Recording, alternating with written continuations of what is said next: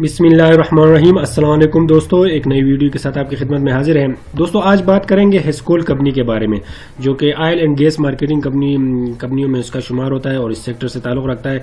तो दोस्तों इसकी मार्केट कैप को अगर देखें तो सिर्फ 14 बिलियन है, लेकिन इसकी मार्केट में इसकी ट्रेडिंग बहुत ज़्यादा होती है और ये वॉल्यूम लीडर कंपनियों में इसका शुमार होता है, जो कि डेली तकरीबन इसके हाईएस्ट वॉल्यूम मार्केट में ट्रेड होते हैं और रिटेल इन्वेस्टर्स और ट्रेडर्स के का ये पसंदीदा कंपनी है और इस पर बहुत ज़्यादा वो ट्रेड करते हैं। तो इस वजह से आज इसको सेलेक्ट किया है कि इसके बारे में हम देखें कि इसकी फंडामेंटल्स क्या कहते हैं हमें, और इसके पास्ट की हिस्ट्री में जाके इसकी प्राइस को भी चेक करेंगे कि किस तरह इसने पास्ट में परफॉर्म किया और अभी इसका क्या चल रहा है। तो दोस्तों इसके बारे में इंशाल्लाह आपको आज ब्रीफली बताने की कोशिश करेंगे। ऑयल एंड गैस मार्केटिंग कंपनियों में पीएसओ, सुई नादरन गैस और अटक पेट्रोलियम के बाद चौथी बड़ी कंपनी है, जिसकी मार्केट कैपिटलाइजेशन तकरीबन 14-15 बिलियन के नज़दीक है।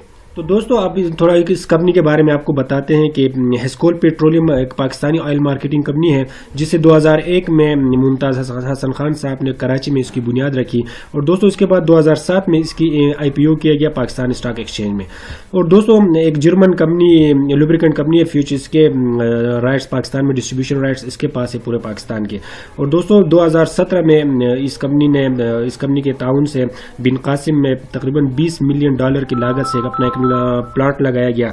इसके बाद दोस्तों वाइटल ग्लोबल कमोडिटीज ट्रेडर्स के पास इसके तकरीबन पहले 15% शेयर्स थे, अब उनके पास 41% शेयर्स उनके पास है। तो दोस्तों जैसे कि हमने आपको बताया कि हेस्कोल के बहुत ज़्यादा वॉल्यूम ट्रेड होते हैं मार्केट में, तो ये आप देख सकते हैं दोस्तों कि आज की मैं आपको दिखाता हूँ लाइव, ये तकरीबन 17 मिलियन आज इनकी ट्रेड हुई है, जो सबसे ज़्यादा मार्केट में हेस्कोल के। उसके बाद दूसरे नंबर पर मेपल लीफ है, फिर दूसरी तीसरी कंपनियाँ हैं, तो ये सबसे टॉप पर है। और चूंकि ये ट्रेडर्स का और इन्वेस्टर्स का हमने आपको पहले बताया कि पसंदीदा स्क्रिप्ट है, तो इस वजह से इस पर इसकी वॉल्यूम बहुत ज़्यादा होते हैं और डेली इसकी बहुत ज़्यादा ट्रेडिंग होती है। तो दोस्तों अगर इसकी चार्ट के ऊपर नज़र डालें और इसकी हिस्ट्री में जाके इसको देखें तो दोस्तों 2014 में तकरीबन 24 रुपये के नज़दीक ये ट्रेड हो रहा था। तो दोस्तों इसके बाद इसमें एक काफ़ी इसकी रेट ने हाई लगाया है और तकरीबन 135 तक इसकी रेट चली गई थी। ये तकरीबन 2017 में जब मार्केट अपने पीक पर था और एक बहुत अच्छी परफॉर्म कर रहा था उस टाइम। तो दोस्तों इसमें काफ़ी इसने अच्छी परफॉर्मेंस दी और 135 तक चला गया। उसके बाद दोस्तों इसमें थोड़ी सी गिरावट आई उसके रेट में, तकरीबन 2017 के बाद 74 तक नीचे आया। फिर उसके बाद दोस्तों इसने हाई लगाने की कोशिश की और 108 तक चला गया। उसके बाद दोस्तों अगर हम देखें तो आप देख सकते हैं आपके सामने ही है, इसके बाद इसमें काफ़ी गिरावट आई है और ये अपनी हिस्टोरिकल लो तक ये आई थी, तकरीबन 7 रुपये के नज़दीक ये ट्रेड हुआ था और ये अभी पिछले चंद अरसे में ही ये काफ़ी लो आया था। उसके बाद दोस्तों इसने फिर अपने रेट को करेक्ट करने की कोशिश की, थोड़ा सा ऊपर गई है ये और उसमें तकरीबन 26 तक ये रेट चली गई थी। इसके बाद दोबारा इसने अभी 15 के नज़दीक ट्रेड हो रहा है। तो दोस्तों हम इसके अगर हिस्ट्री में देखें इस हेस्कोल को, तो दोस्तों इसमें काफ़ी वॉलेटिलिटी रहती है, इसमें काफ़ी ऊंच नीच रहती है इसके प्राइस में, और जिससे इन्वेस्टर्स इसमें काफ़ी उनको अपॉर्चुनिटीज़ मिलती हैं कि वो इससे अपने इन्वेस्टमेंट के ऊपर काफ़ी अच्छी रिटर्न्स कमाएं इसके। दोस्तों इसके अगर इशू शेयर को देखें तकरीबन ये 1 अरब के नज़दीक इन्होंने शेयर इशू किए हैं, जिनमें से तकरीबन 50 करोड़ शेयर इनके मार्केट में 50% के हिसाब से मार्केट में फ्री फ्लोट के तौर पर ये ट्रेड होते हैं, जिसकी वजह से आप खुद ही अंदाज़ा लगा सकते हैं कि ये इस वजह से मार्केट में इनकी वॉल्यूम लीडर है, क्योंकि इनके शेयर्स बहुत ज़्यादा है।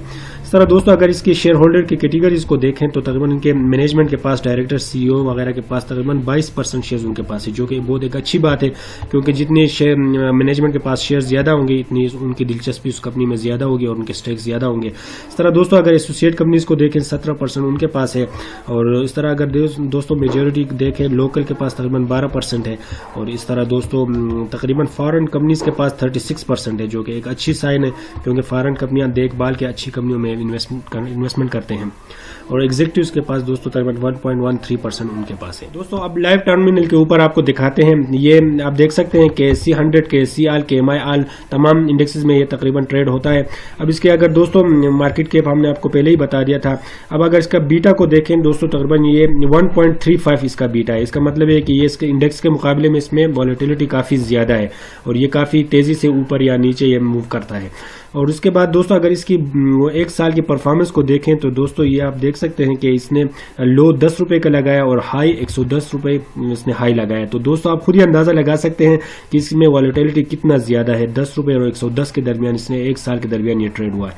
अगर दोस्तों इसके पी को देखें तो पी इसका शो नहीं कर रहा है, माइनस में चल रहा है फिलहाल इसकी इस परफॉर्मेंस की वजह से।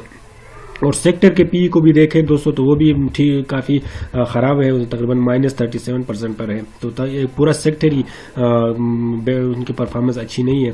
और दोस्तों अगर इसकी एक साल की परफॉर्मेंस को देखें तो ये -85% ये इसकी प्राइस पे करेक्शन हुई है और इसकी प्राइस नीचे आई हुई है। तो दोस्तों आप खुद ही इधर देख सकते हैं इसके अगर परफॉर्मेंस को देखें तो ये क्वार्टरली परफॉर्मेंस है आपके सामने। ये काफ़ी ये सारे माइनस में चल रहे हैं। Q3 का भी आप देखें माइनस में, ये Q2 का भी माइनस में है। इससे पहले Q1 में ये थोड़ा सा इसने पॉजिटिविटी शो किया था थोड़ा सा, लेकिन उसके बाद दोनों क्वार्टर में इसकी परफॉर्मेंस नेगेटिव में चल रहा है। तो दोस्तों अगर इसकी प्रॉफिटेबिलिटी को देखें लास्ट 3 इयर्स का अगर हम जायजा लें तो इनके अगर दोस्तों नेट प्रॉफिट मार्जिन 1.22 2016 में थे और 0.81 2017 में थे और 2018 में 0.09 थे और 2019 में माइनस में चले गए -5 में। तो दोस्तों इसमें 2-3 साल में पिछले इसकी परफॉर्मेंस साल कम हुई, उनकी प्रॉफिट कम होती रही है। इस तरह दोस्तों अगर रिटर्न ऑन इक्विटी को देखें तो वो 2016 में 20% के नज़दीक थे और उसके बाद कम हुए 2017 में 13%, 2018 में ये 1.66 हो गए और 2000 ट्रेलिंग मंथ में तो ज़्यादा शो कर रहे हैं 493, लेकिन ये कि इनकी परफॉर्मेंस साल कम हुई है। इस तरह रिटर्न ऑन एसेट्स को देखें तो दोस्तों ये 2016 में 3.41 थे, 2017 में 2.72 थे और 2018 में 0.31, इस तरह माइनस में चले गए। तो इस तरह इनकी परफॉर्मेंस साल कम हुई है, उनकी प्रॉफिटेबिलिटी भी कम हुई है। इस तरह दोस्तों अगर इनके डिविडेंड को देखें तो 2015 में 5 रुपये दिया था, 2016 में 7 दिया था, 2018 में भी 7 दिया, लेकिन 2018-19 के बाद उन्होंने कोई डिविडेंड नहीं दिया है। इस तरह दोस्तों अगर इनकी सेल्स को देखें तो 2016 में तकरीबन 99 बिलियन इनकी सेल हुई थी, 2017 में 173 बिलियन सेल हुई थी, 2018 में 233 बिलियन सेल हुई थी, लेकिन लास्ट 12 मंथ में इनकी सेल में गिरावट आई है, 161 बिलियन उनकी सेल हुई है। तो दोस्तों इस तरह अगर इनकी प्रॉफिट को देखें तो 2016 में इन्होंने 1.2 बिलियन उनकी नेट प्रॉफिट थी और 2017 में 1.4 बिलियन इनकी नेट प्रॉफिट थी, लेकिन 2018 में इनकी प्रॉफिट सिर्फ 20 करोड़ रह गया था। इसके बाद लास्ट 12 मंथ में इनकी प्रॉफिट माइनस में चला गया था। तो इस तरह इनकी परफॉर्मेंस में काफ़ी गिरावट आई है। ईपीएस इनका 9 तकरीबन 10 के नज़दीक 2016 में था और 9 तकरीबन 2017 में था, फिर 2018 में भी कमी आई है और उस तरह अभी माइनस में चला गया है।